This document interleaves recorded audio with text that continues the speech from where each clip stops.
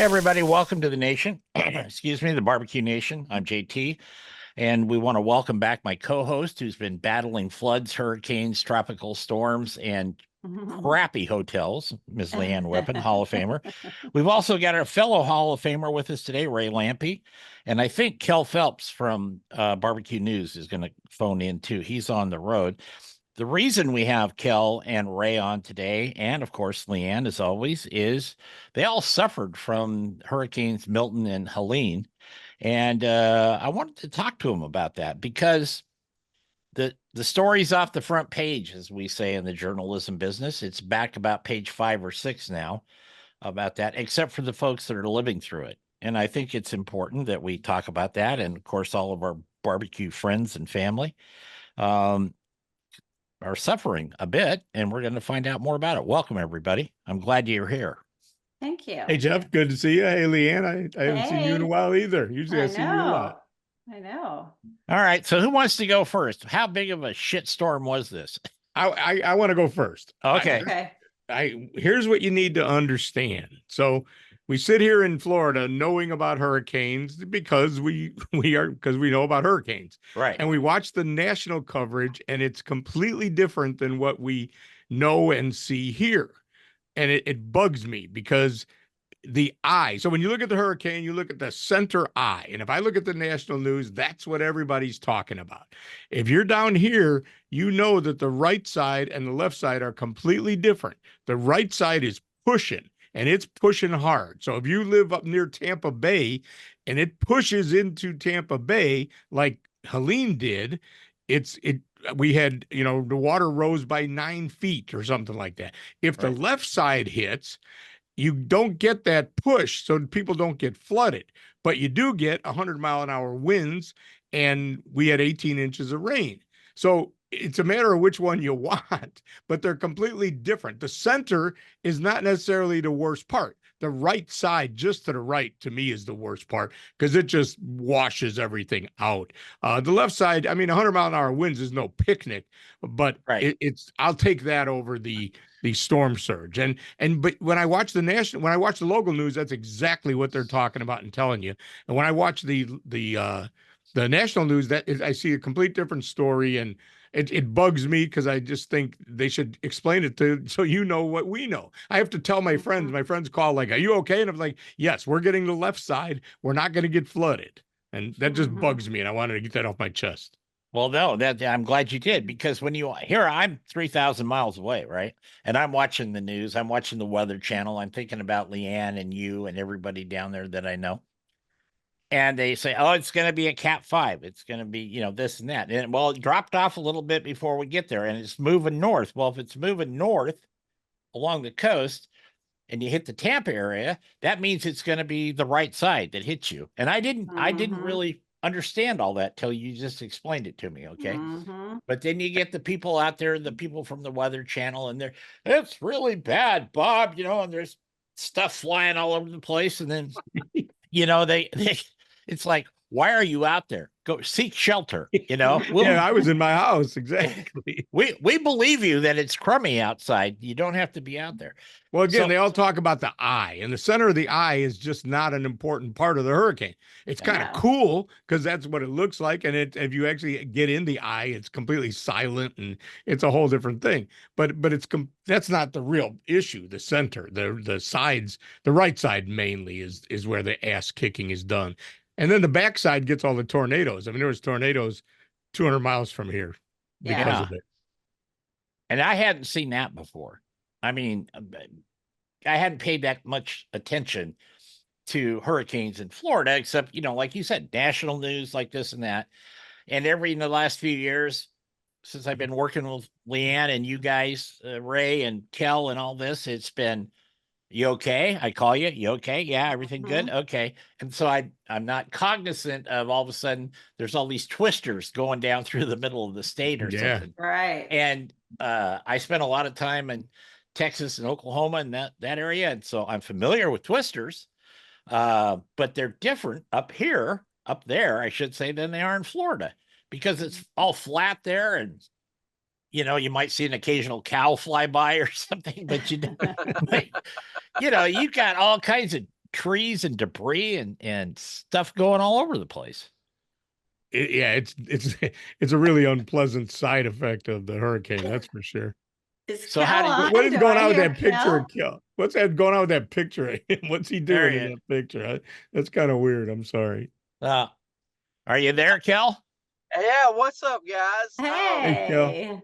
Yeah, dude, I think that was a screenshot from, I don't know, somebody was cutting a joke and called a picture of me. I said, well, that looks like a good profile since I've grown out, not up, you know. I said, that looks like an old, you know, pretty good shot. Oh, so So you like that picture because you look skinny? Is that what you're saying? I think we yeah, a all little do bit that. like that. Yeah, Fair enough. Yeah, that's a indeed. good move. But yeah, man, I'm glad to be talking to you guys. We're only 2 tires and one flat from American Roll today, so you know it's just par for the course for us. That's Oh that my trailer God. life, man. You know that. That's Oh it. yeah, that's it. Well, what I was going to say, Kel, is that snapshot you put up there, that looks like you took that at the shed and Brad's handing you one last drink for the night right there. And that's the look on your face. No, man, if it was at the shed, I would be definitely a lot more cross-eyed than that. For I sure. got So, it. I'll see you there tomorrow night. yeah. So how did you live in Georgia and Ray and Leanne live in Florida? How did the hurricanes affect you? Oh my gosh, man. So, you know, Helene really,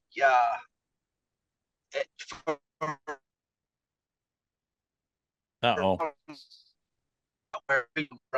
and Ray was perfect. You know, You want to say that from the again? forecast of what was coming. You broke up Yeah, there, sorry Kel. about that. You want to say it again, please? Um, Ray explained that thing was perfect, and that's exactly what happened over 200 miles away from where Ray and those guys are at. We caught just on the very edge, right edge of the eye, and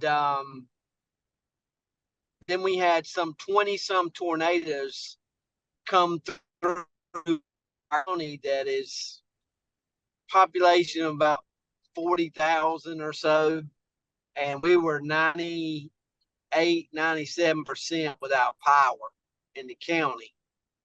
But thousands and thousands of trees knocked down, houses, just something that we see when we go with OBR guys and help in the Floridas and Louisianas and Mississippi's where all those hurricanes come in. We usually are in those areas helping people. Never in a billion years did I think we would be doing that kind of stuff and cleanup in our county from a hurricane. Did it knock trees and stuff down at your own home? It did. You know, we were so blessed, man. My neighborhood's got about 30 some homes in it. And of those 30 some homes, there's probably 1,000 trees down in those properties. And there was one boathouse that a neighbor had get hit by a big pine tree, but the rest of them are just nip corners or nothing super bad. Shingles blown off. Some of the winds, you know, that we had measured were about 140 miles an hour where we were at. So no doubt that's probably from tornadoes. The sustained winds were like 90, 92 miles an hour right there at the airport. So,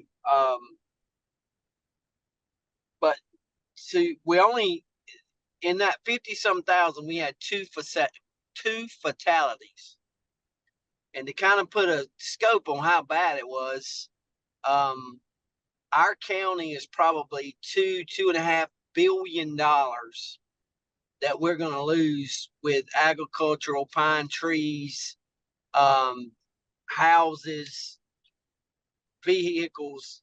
That'll be and that's just a guesstimate. They won't really know till cotton crops and all that stuff start coming in. But that's And you're 400 pretty miles from amazing. here, right? You're 400 miles from here. Yeah, we're like 200 and when I looked the other day, we're 280 some miles from the eye, where the eye actually come in on shore. Hmm. Wow. I mean, that's so think about everything in between that got a similar treatment. Mm-hmm. Well, yeah, and Yeah. if you're 280 miles from the eye, isn't the width of the storm about another 280 miles roughly on the other side? Now he's saying, I think 280 miles from where the eye came ashore. Is that what you're Oh, saying? okay. Right. All right. All Right. right. Yeah, Okay. absolutely. All right. And here's Down the here by crazy us. thing. I mean, I don't know how far North Carolina is from the eye. It's probably another 300, 350 miles, maybe. Mm-hmm. But I know Augusta, Georgia, which is, right on the South Carolina border, man, it got tore up pretty bad as well. And it's crazy at how this particular storm, it just hit the gas pedal and it just come through so fast, but it didn't lose energy. Most time these storms will lose a lot of energy once they hit and make landfall. And we may lose, a couple of trees, and we may be without power for 2 or 3 days or something. Well, it's But usually a tropical storm by the time it gets to you, right? Right. In this yes, case, it was right, still a tornado or still a hurricane, I believe. Mm-hmm. right, absolutely. I think when it hit, they claimed we saw it as a category 2 where we were at. And that's amazing. Wow. And for people that don't know what they measure the wind speed.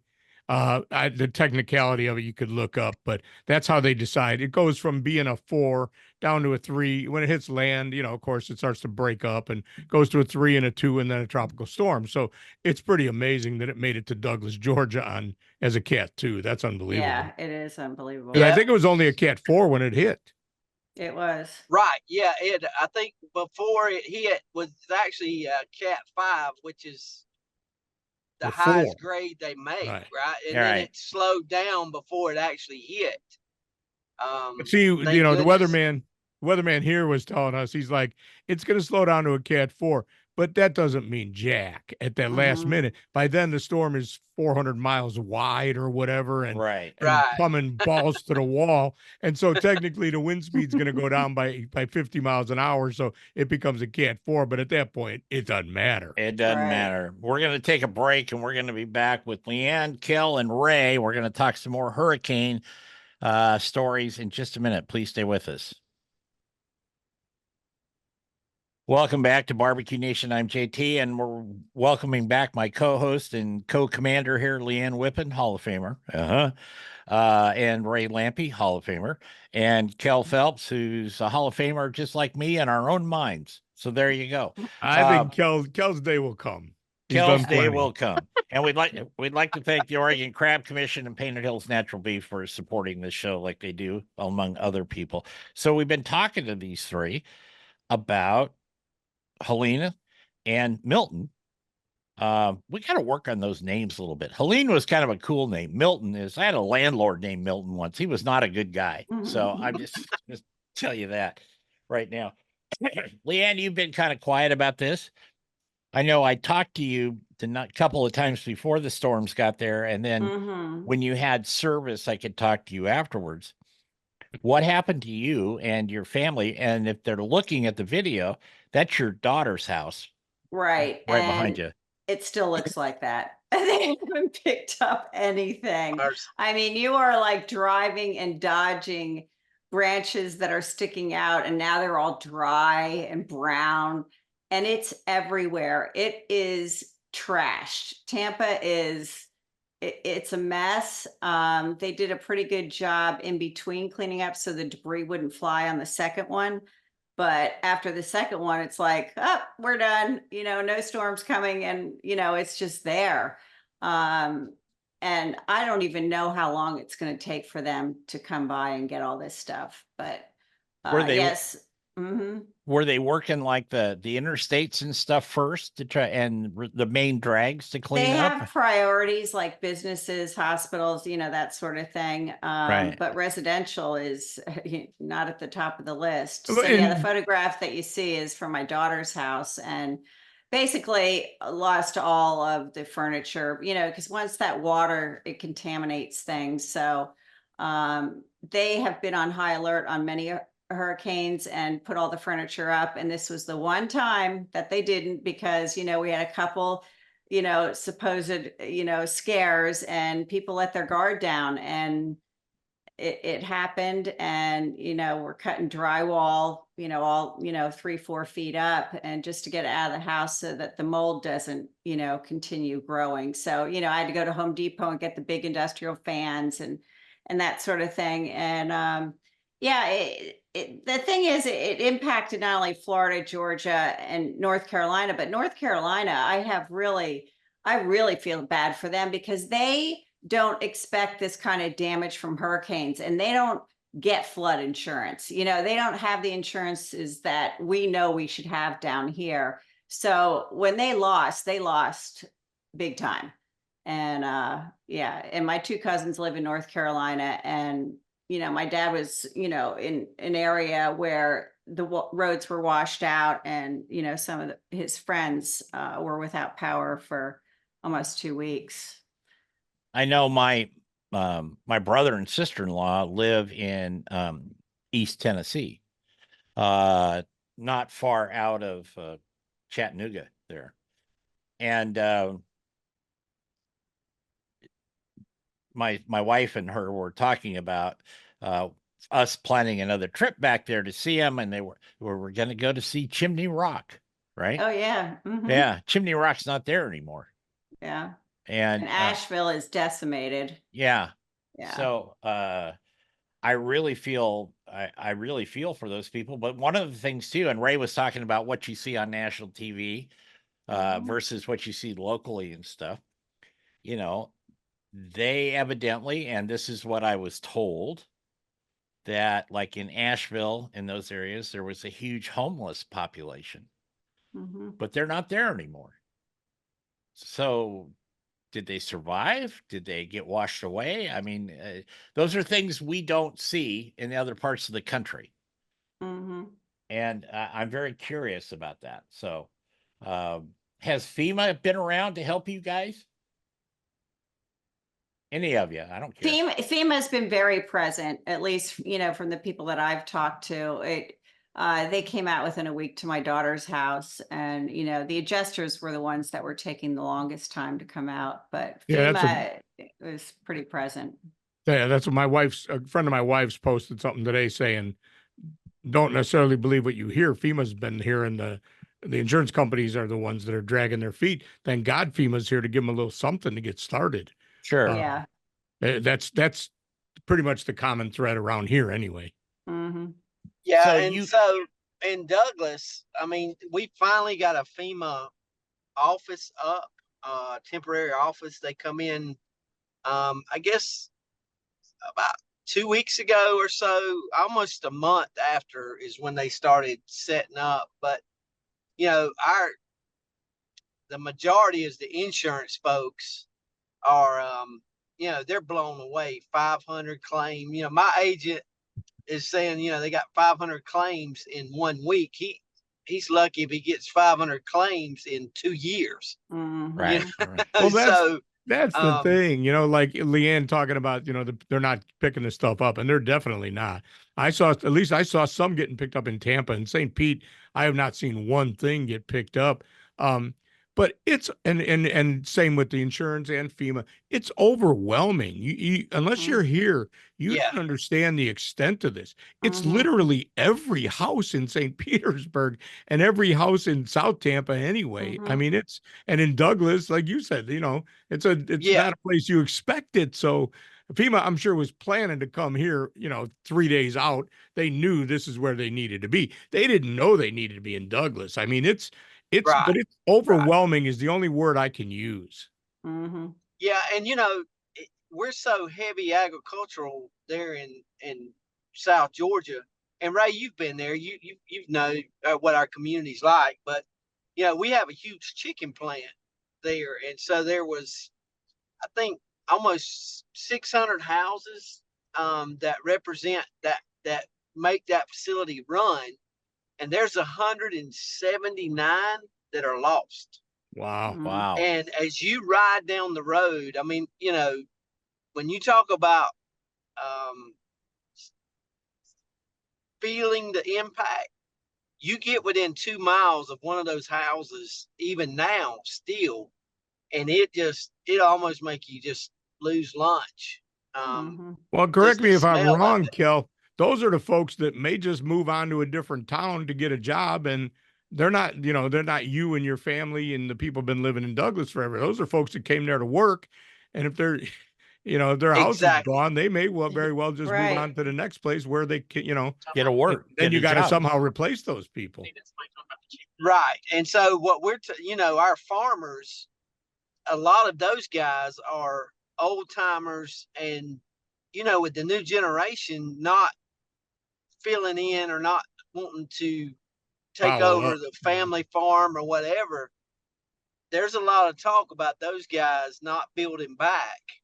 So, I that's a huge concern as well. Just like you're talking about folks that come and who are working there. Walmart distribution is a big contributor there, and as far as hired folks, but they didn't get hit at all. Thank goodness, their facility's up and running wide open. But that's when you talk about overwhelming, I think that's a huge understatement for a town that has no idea how to impact. I mean, if we get snow, we roll up the sidewalks for a week. But something like this is we just deal with it, and the community is really kind of good to see. I mean, it's probably that way down there too. You know, we did about 20 some thousand meals over a 2 week, 2.5 week span. And but it was good to see the community come together and work. It didn't really matter, who or what, where you from, what side of the tracks you were on, or Right. any of that. It's just people helping people out, and that was such a relief to see. Um, and I'm guessing you guys probably see the same thing, but you guys probably see it all the time when it happens down there. Well, we do, but for me personally, I've never been right in the middle of the shit show. Fort Myers gets it. They're a couple hours down the road. We get the backside of it. My buddy, there's a place called Steenhatchee, a couple hours north of here, right on the Yes. water. So my buddy owns a big bar and restaurant there, and they got hit last year with, I forget what, Debbie maybe or something, and took them out, wasted their place. So they built it all back, and they built it back with the intention of, okay, let's think about when this is going to happen next time, make sure we can get everything out of here. And they had a plan, but they didn't know they were going to have to do it again this year, and they got wasted again. And I saw him the other day, and he jokingly said, well, the good news is we're getting good at this. He said, and my competition is all blowing off the map. So whenever we do get back open, this is 2 years in a row. Imagine for them people. And it's a small town. I mean, it's a tourist thing, but it's not like going to Orlando, man. Right. So that leads me to what I wanted to say about the beaches down here. So we got a bunch of the typical out island kind of thing, where our beaches are, from Clearwater on down to a place called Pass-a-Grille. And next time you're thinking about going to Clearwater, don't go there. Go to Pass-a-Grille. It's much nicer. But anyway, those places all got wasted. They had literally, there's like a main road, kind of like A1A, that runs down the beach there, and it had 10 feet of sand on the road. They had to Oh get my front end loaders to gosh. get the sand off the road when they could find it to even start. But I mean, those people, okay, you live on the beach. You kind of took that on, understanding it. But think about the resorts and the restaurants and the bars. And granted, okay, the big resort's going to lose a bunch of money. But what about that bartender? That's what he does for a living. His bar Yeah. got Right. blown out to sea. There's so many of those people in the service industry that are just, Yeah, I don't know when they're getting back to work. And so now, if you got my buddy's supposed to be coming to Clearwater next week. I don't know if he's coming from Chicago. I got to call him because I don't know that I would be coming down here on vacation right now. I hate to say that out loud, but it's just not going to be what you were expecting when you planned that trip. And it's going to take a long time to recover from all that. Also, the hotel rooms are inundated with displaced families. So the rates I know from this past weekend are absolutely astronomical right now. So if you're going to start booking a hotel room, they're either sold out or sky high. I feel like it's price gouging a little bit, but which is not No right. question. Yeah. You can't get one of those pods to put in your driveway right now if your life depended on it. Yeah. They're all gone. They're all in everybody's driveway. You can't rent a storage unit right Yeah, now. they're No all chance. gone. And Wow. so on and so on. I mean, it's just the things you don't think about. And again, we're a month past this, and it's not going to change anytime soon. So I had a question. I think Leanna and I talked on the phone one day about this. Ray, you mentioned the sand. The sand gets blown depending on which side you're on. Now that I understand it a little bit, the sand gets sucked in off the beach and blown inland, but they can't take it back to the beach. Is that correct? Because it's contaminated, some of it? What they did is they staged it, all that sand, they staged it in a gigantic piles, and then they had to, whatever they did before they could put it back on the beach, they had to process it. I don't know what that meant, if they screen it or if they spray it, or I don't know what the, I mean, there's just, I can't even imagine what's in that pile of sand. Everybody's broken window and torn off carport. I mean, you can't just shovel it right back on the beach. There's a bunch of trash in it. And you know what? There were some homes here that had 2-3 feet of sand inside their homes, which is even worse than water. Trying to get that sand out of your home. Yeah. So it's the opposite of beach erosion, because like I said, if it's the other side of the storm, it pulls all the sand off. This side of the storm gives you some extra sand. It's things you can't even imagine. And I mean, this is a major, major disaster. Weirdly, it's kind of nice to talk about it because we're sort of getting used to it. You don't think about it. You drive by a literally between here and my buddy John's house, who got gutted and is just sitting there waiting for, the process to continue. Between here and there, I can drive by literally 500 homes with all their stuff. Everything they own is on the front lawn, except what's been stolen. Or the good news is, like, the scavengers have grabbed up all the washers and dryers and taken them to the junkyard, which is fine, because you got to, at least it's, we're not looking at, there's not 2 washers and dryer on every yard. Ray, the next day when I was helping my daughter, there was like the length of a semi-truck trailer, with like wooden sides on it. And they were stopping at every house. And the problem with this is they're taking stuff that the adjusters need to see. Yeah. So it's hurting, the people from getting what's due to them. And they don't even think about it. I mean, both my daughter and I had it out with these people that were coming. It was literally like the next day and the day after, they were coming around taking stuff. Well, my buddy John, had 2 really nice leather love seats that he bought within the last year or 2. One he never sits on, and perfectly new, sitting on his front lawn because they got wet underneath. So they're garbage. The insurance will claim it. However, if you were a guy who sells used furniture, you very well would probably want to get those and see if you can salvage them. And I don't know if you can or not, but that's not the point. So, but unfortunately, like you said, if you haven't taken a picture of it yet and filed your claim, it's just stuff you just can't even think of, man. It's so sad. And here's another thing too that I've gone through. So our house happens to be on high ground, so we didn't have any flooding issue. We had a few shingles blown off. We have hurricane shutters. I have a generator. We didn't have a very hard time with it at all. We lost very little, a couple tree branches. You feel guilty. I mean, look at poor Brittany's house. Yeah. Yeah. I feel terrible for her. And Well, how was it she my, said in hindsight, thank God she was home, because what happened was a fire started because, the water gets up to that level and all the electrical stuff. So the pillows started smoldering like with smoke. And if they weren't there, it would have caught on fire. So in hindsight, you got to look at the positive of it. Well, yeah, you those Oh, are yeah. stories too. I talked to my friend Jill yesterday and her neighbor. That's what happened, and their house burned down. Yeah. There's 4 feet of water in their house, and it lights on fire and burns down. I mean, Mhm. talk about a horrible. I mean, what a situation. well, Leanne, you were pointing out to me that EVs, the electric vehicles, when their Yeah. batteries got salt water on them, Mhm. Oh, yeah. they catch on fire. Yep. And And so they allowed parking in some of the garages before this, and they would not let the EVs in those parking garages unless they were parked on the top floor. And that's where a lot of the fires started on Harbor Island, I think it was from the EVs and burnt Elec- houses down. Electric bicycles too. Yep, yeah, and scooters. Mm-hmm. yeah. That's Jeez. crazy. You know, the Mhm. only, probably the worst thing we saw, um, as supplies and stuff started coming in, um, for those who had lost, everything or whatever. We had churches open up and doing meals and senior citizen center or whatever.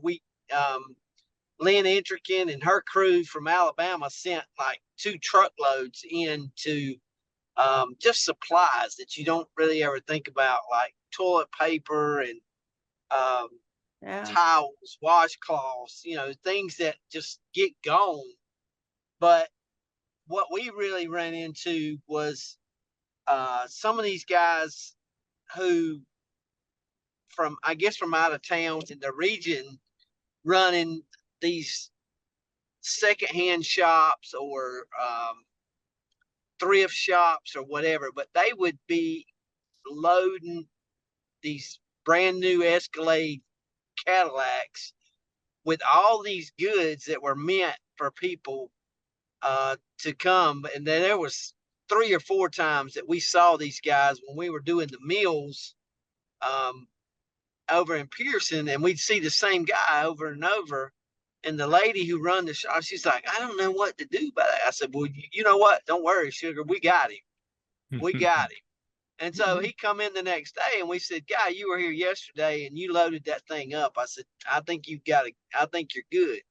Oh, well, I'm collecting for a neighborhood. I said, well, you know what? Load them guys up and bring them. I said, we will load it up again for them. I said, but you put them in the truck and bring Mm-hmm. them. And he tucked his tail between his legs and left. But, I've heard that story 3 or 4 or 5 times. And that was really the worst, probably the worst of the worst that we saw in that deal. But, as far as people coming by and picking up stuff, there's so many pine trees or trees down that our roads are just stacked on the side with Mm-hmm. trees. So we don't have washers and dryers, or where people have gutted their houses. The county did a great thing as far as setting up these big, huge dumpster bins at the different schools. So at least you knew where you could go and get rid of some of that stuff if you were going ahead and tearing out your house or doing whatever. Mm-hmm. But that But was we need a a huge dumpster. help. But We need a dumpster literally at every home. I mean, Yeah. Yeah. I was it's just thinking that sounds like a really good beyond. idea. But if there was a dumpster at the school, it'd be full in an hour, and it Yeah. wouldn't. I mean, it's just insane the Yeah. volume of stuff the dump is getting overloaded, of course, and on and right, on and on. But yeah, let's talk about some good stuff. So Operation Barbecue is down here, right down the road from me, 10 minutes from here. So I go have a few beers at this brewery by my house, and it's kind of in a not the best part of town. So I thought, well, hell, I'll go get some food from those guys, the bulk meals, and stand out in front of the brewery and feed whoever's walking by. And we did that. And it was really nice. And so then I I had leftover bread and stuff. So I went over to the St. Vincent de Paul soup kitchen, gave it to that guy. And he said, "Oh, thanks a lot." He goes, "Yeah, our donations are way down." I was like, "Well, heck, OBR'd love to feed these guys too." So I went back the next day and got food for 250 for him that he could feed all his people and take a little pressure off of his thing. And, That's nice. the day Yeah. I saw the OBR guys, they had fed 40,000 the day before here, just in St. Yeah, they Petersburg. were all over national news. I saw Yeah. That them. is Yeah. Yeah. so amazing, man. Those Mhm. guys, um, I won't choke up on this one. I'll try not to. But the last time I cooked with my dad, we were in Birmingham, Alabama. 2010, a tornado had come through, and it was a small community. It affected probably, I don't know, 5,000 to 6,000 people in that community. And the neighboring community, it hit another 4,000 or 5,000. But there were 6 of us that showed up, and Stan had arranged for stuff to happen at a church, where the church was wanting to do stuff. So we cooked the meat, and they brought semi full of different meat products, as far as beef, pork, chicken, you name it. And we just went to cooking, and then the church kind of did the sides and assembled the plates. And we did, 40, 50,000 meals in like 5 days, 6 days. But that was the early days of OBR, and to see where it is now, when you talk about 50, 60, 70,000 meals a day, Mhm. man, that Right. is just really, really super cool. Well, and they make it so easy. The bulk meal thing was I'd never taken advantage of that. I've helped them. I've helped them raise money. I've volunteered at the events. I've been in, I've been a fan for a long time and helped out where I could. But in this case, all I needed to do, the bulk meal thing is so cool. You call them up, you say, "I need food for," you got to give them your info, but "I need food for this neighborhood for in increments of 50." And they say, "Okay, tomorrow you got to call by 5 o'clock. Tomorrow, if it's lunch, you pick up at 11. If it's dinner, you can pick up at 4." And you come on by and you get over there and you get in line, and they put the food in your car and they say, "All right." They make it so easy. Everybody was patting me on the back for doing it. I was like, "Trust me, I didn't do anything," because I've been there where we had to cook all the food to feed 100 people or 500 people. Right. In this case, they make it so easy to help out, and so we're helping get the food out into the community. And I just love that program. I didn't know much about it till I did that. And it's such a great idea. To see the volume of food they're kicking out is just amazing. It is. Well, when we get power out up here in the Northwest, that's not unusual for us to have it out for a week if we have a big storm. And usually after the first of the year is when we get a little snow and ice. And when that happens up here, people will lose power, and they'll come on the boob tube and they'll say 79,000 people are without power. That's like 10 city blocks where you are, Ray and Leanne. I mean, that's the numbers are staggering compared to where I am up here. Oh, And yeah. I don't Hundreds think, of thousands. yeah, hundreds of thousands. And because we don't have the flooding and things like that, they can get the power back fairly quickly. They can have 200,000 or 300,000 folks, residences, their power back up by the end of the day, so to speak. You can't do that where you are at. With the debris and everything, you just can't do it. Well, and they couldn't just turn power back on in some of these neighborhoods because everything had been soaking wet. So they Right. couldn't just turn the power on. They had to kind of monitor what they were doing in stages. And yeah, it was rough. I mean, although it was amazing, there were still generators in the stores. I think they knew, you know what I mean? And it's different than, like, say, this was interesting to me because we all got so beaten down by COVID that the whole damn country was out of masks or whatever it was we were looking Right. for.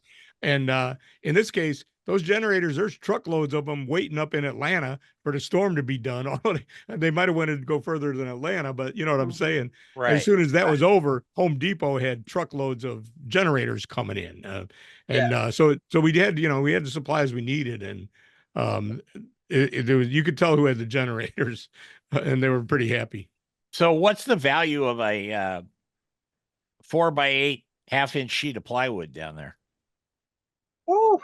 Did you ever see the pricing, Leanne? I never did, No, but I did it not. goes, and then first you got to find one. Yeah. And I don't know. It got crazy.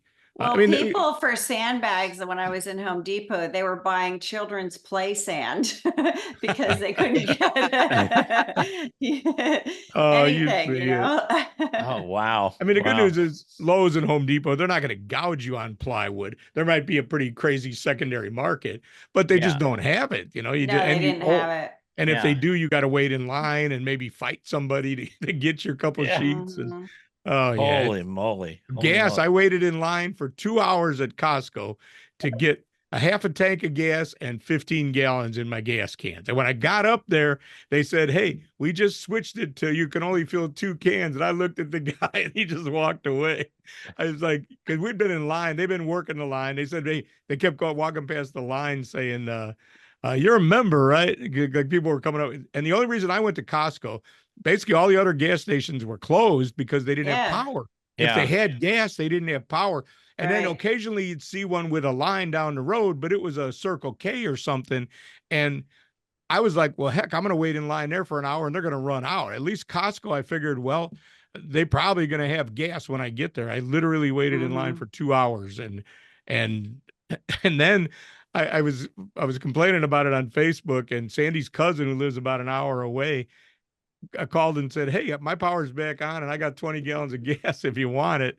And then Rub Bagby, my old barbecue friend, the Swamp Boys over in Winter Haven, lives near her cousin, and he sent the same message. "Hey, I got 20 gallons of gas I can give you, and my power's back on." So we drove 2 hours over there to get the 35 gallons of gas. Rub kept one bottle for his Wow. wife's car, but so Holy we got moly. 35 gallons of gas, and it was well worth it. I mean, it's as crazy as that sounds. Mhm. I had a nice generator, but if I didn't have gas, it didn't matter. That's Didn't right. matter. We're gonna end this part right here, right now, because it's the regular radio show, but we'll stick around and we won't have any goofy questions for after hours. We'll just continue this discussion. But I want to thank Leanne, Ray, and Kel for, first of all, surviving. That's a good thing. Mhm. I like that very much. And Yes. secondly, taking the time to be on the show this week. And I don't envy your tasks down there whatsoever.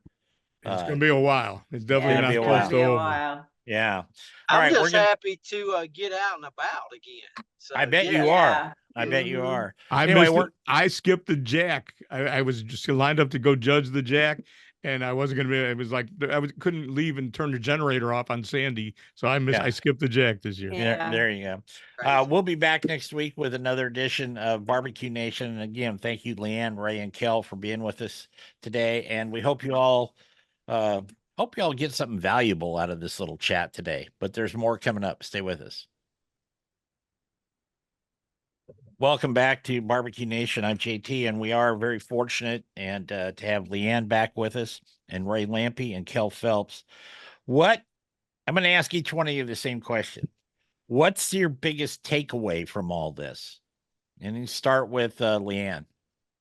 Ladies first. And I'll take it from my daughter. She said, "I will never underestimate the message of stay safe and listen." It's better to be safe than sorry, and she will never let her guard down again. And I concur. Yeah. Ray? I think my takeaway is people still are good. Because while we do, unfortunately, you can't help but focus on the fact that people are stealing stuff off your lawn and being jerks and price gouging and stuff. There's a whole lot of good stuff going on. A whole lot of people doing Mhm. good stuff around here. I sure wasn't the only guy helping people get fed. It's my barber, who's a cute young lady. Her and her partner in the barber shop, another cute young lady. They went over by Shore Acres, which is a neighborhood that flooded really bad, and they brought their grill and got a couple of their friends, and they cooked a bunch of burgers and hot dogs and just fed who they could. And there's so much of that going on that there is still good people out there. It's amazing to see. Cool. All right, Kel. Man, I gotta tell you, I kind of agree with both of those guys, and they sum it up. I mean, you got to be ready. And I don't think I mean, I've always had a generator standing by, not one that plugs into the house, but one that I could, power my refrigerators and stuff. But Right. And I don't lose food or whatever. But then when it's over, go look for somebody, because there's a ton of folks that need that help. Like Ray was talking about, it takes a village to take care of us. And used to, in the old school days, man, we did that 24/7. We were always looking after our neighbors, always. Now I think, it's not that we care any less. I think we just get busy doing our stuff and doing what's got to be done. And sometimes we forget to check on them. But man, I got to tell you, some of the 30 some in my neighborhood, there was about 4 widows who were probably in their 70s, 80s. But just dropping by, we carried buckets of water so they could, have toilet water, kept their generators running so they didn't lose their refrigerators or whatever. But I never want to, I would never want my mom or any of my kin folks to go through anything like that without a neighbor or a friend or somebody who come by and check on them and take care of them. So one of the coolest things I saw like that were extension cords, just a regular old orange extension cord, run from one house across the street to the next house. And now, not only are you sharing your power, you're also you're probably going to have to throw your extension cord away. Oh yeah, everybody drives over. Yeah, right. I mean that just was like a really generous thing to do. And I saw a lot of that. Yeah. I grew up on a farm, and we had freezers, plural. We had freezers, right? And that's why we always had a small generator. We didn't really care so much about the lights in the house. But like you were saying, we had a lot of orange extension cords to the freezers in the utility room, the freezers on the back porch, that type of thing. And we'd turn them on and let each one run for a couple hours a day or whatever it took. And then, snake a line in for the main refrigerator in the house. So we didn't lose the food. And we were on well water, so we had kind of a cistern out behind the house, so that would fill up. And in the house I live in now, modern, so to speak, we have a 500-gallon tank in the back that's kind of hidden in a closet, right? You can't see it. But the last time we lost power in the ice storm, we had water for 10 days with that till the power came back in. So that's kind of cool. But I agree with all of you. Checking on your neighbors. I've got a elderly lady that lives actually on both sides of me, and I just check on them, make sure, and if we're cooking a pot of stew or something, I take them over at least a couple meals worth of that stew. They all have gas, so they can heat it up in their house, right? But yeah, I think that's a really good thing. That's a good, being a good human being. Sure. And you've seen enough of your bad human beings down there. The one thing I was going to comment, though, about Ray was talking about the sand, and Leanne, you were talking about blowing sand in the house. I know what it's like to get sand in your swimming suit. That's got to be really uncomfortable to try to get that out of your house. Yeah, you got to throw away all your clothes because you're going to have sand in them forever. Oh, jeez. Jeez. Anyway, so is the future looking bright in Tampa and down in Naples? And you got a lot of work to do, but Naples actually didn't get hit that bad. Was it? No, I'm down here now. Tampa's way worse. Way worse. How are people's attitudes, though? I mean, are they okay? It's here. It's over. we saw the damage. Are we just, pressing forward, or are It's been they? interesting to see the evolution of that. So in the beginning, all the traffic lights were out, so Right. everybody was just the honor system. And in general, I was really amazed the first couple of days how nice people were being. I think there's people that don't really know how to use a four-way stop, and it happened so fast. There were no stop signs. You just had to Right. accept the fact there's nothing going on here. It's a four-way stop, and it was really good in the beginning, and then little by little, people started to, two guys would go, and then there'd be some bully that would push his way through. And if it was her turn and she didn't go right away, everybody would just go. And, little by little it turned into, and now it's the wheels are off. Now we're right back to, do everything you can to screw the guy in traffic. Speaking of traffic, but there was a couple days there where it was refreshing. It was civilized, you might say. Yeah, it totally, really was. It was surprising. I did not see one fender bender at all. I mean, and trust me, the whole town of St. Pete, the traffic lights were out, and I did not see one fender bender. I'm sure there were some. Oh yeah, we got to talk about Tropicana Field too, where I work. Oh, blew Yes. the top off. Yes. Yeah. Yes. I'm actually I- going when we get done here to go have a couple drinks with a bunch of my fellow fan hosts. And I don't, nobody will know anything. We don't know what's going to happen at this point. But the only thing they've told us is it ain't going to be ready for opening day. So, Well, I was watching, and they did a drone flyover or something of it, and it looked like it was shredded toilet paper up there and Yeah. stuff on the top. So, and then we got the pictures inside. And the inside was a disaster too, because not only did a lot of that roof ended up inside, just in pieces. So it looked like bad, horrible giant confetti. But also, again, 18 inches of rain then fell into place. Now it looks like an outside ballpark, but it's not. It's not made for 18 for any rain. It was No. never going to rain in there ever. And all of a sudden there's 18 inches. I hear it's a mess. I have not been in there, but I hear it's a mess. oh, So bad- is it bad situation. true that the National Guard folks were inside that thing when that It was top blew up? prior to, they had a bunch No. of cots all Yeah, in they were there. set up for them, but nobody was in there. There Yeah, was nobody was there. Oh, 13 essential employees, 13 or 14 essential employees were there. But no, there was a bunch of cots and supplies and stuff. They were ready to, because all those people stage out of the area, the Right. National Guard and all the line guys, the linemen and stuff. They all stage. You see them coming in and leaving and stuff. So they weren't really there to stay there, but they were. But yeah, gotcha. they were going to stay there the next night if the roof was on. holy moly. That's a tough deal. Okay, well, I'm going to let everybody go. I know, Ray, you got to be to an event, and Kel's got to get to the Royal, and Leanne's got to Eat dinner. eat dinner. Okay. Are you doing making an early bird special with your mom down in Naples?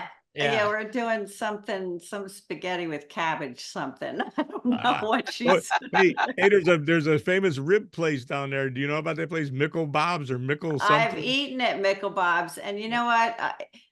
I don't like their ribs because I think they're Australian ribs, so they're really teeny tiny and they don't have Yeah. a lot of meat on them. Well, that's what you get when you're harvesting wallabies, the little kangaroos. Yeah, You got to get exactly. the big kangaroos. Yeah, but all them old people in Naples, that's enough. That's a big enough portion. See, I suppose. I think they're like $10 a slab or something, aren't they? Yeah, it's not a bad price, but seriously, if you weighed the meat that you took off, it's lucky to be 4 ounces. A full slab.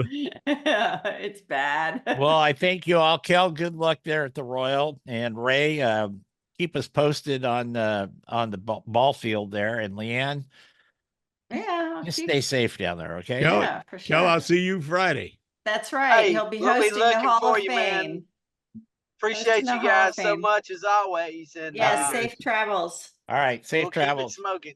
We're going to get Okay. out of here. We want to thank all our sponsors. I'm not even going to list them for this show. There's too many, and this is too important. So for everybody out there, take care. Remember our motto, turn it, don't burn it. And we will see you next week.